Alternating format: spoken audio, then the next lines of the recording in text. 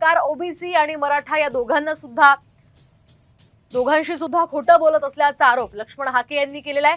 आणि त्या सगळ्या पार्श्वभूमीवर आता सरकारकडून काय उत्तर येतं ते पाहणं अतिशय महत्त्वाचं असेल। दरम्यान त्यांच्याशीच बातचीत केली आमचे प्रतिनिधी डॉक्टर माधव सावरगाव यांनी।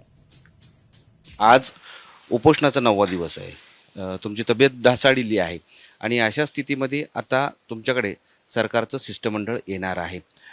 कोणत्या कोणत्या मुद्द्यांवर चर्चा होऊ शकते आणि सरकारकडे तुमची काय मागणी आहे? गेल्या 8 दिवसापासून आम्ही सरकारकडे मागणी करतोय आणि मीडियाने ती सविस्तरपणे सर्व आघाड्यांवरती दाखवलेली आहे। आम्ही अगोदर निवेदनही दिलेलं आहे।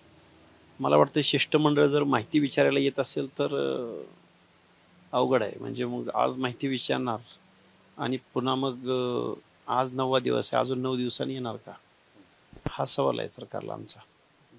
येत आहे तिकडं तर आम्हाला काहीतरी लेखी घेऊन यावं।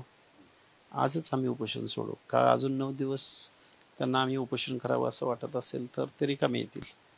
ओबीसी आरक्षणाला कसा धक्का लागला नाही, आता हे मी थोडंसं एक अपिलिंग भाषेत बोलत होतो। लेखीमध्ये हे अपेक्षित आहे की 54 लाख कुणब्यांच्या नोंदी जर दिल्या असतील त्याची श्वेतपत्रिका, म्हणजे एवढ्या कालावधीमध्ये किती सर्टिफिकेट इश्यू झाली प्रत्येक जिल्ह्यामधून, त्याची श्वेतपत्रिका सरकारनं जाहीर करावी।